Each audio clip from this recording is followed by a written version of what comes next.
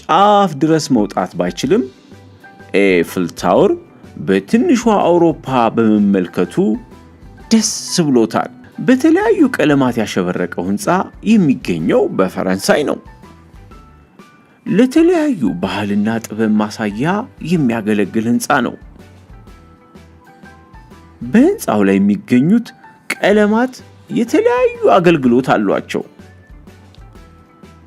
ቀዩ ቀለም ሰዎችን ለማጓጓዣ፣ ሰማያዊው አየርን ለማስገባት፣ አረንጓዴው ለውሃ እንዲሁም ቢጫው ቀለም የተቀባው ደግሞ የኤሌክትሪክ መስመር ማስተላለፊያ ነው።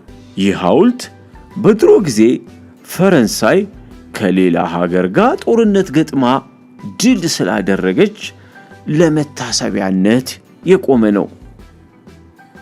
ቁመቱ ወደ ላይ 50 ሜትር ነው አለ ዮዮ።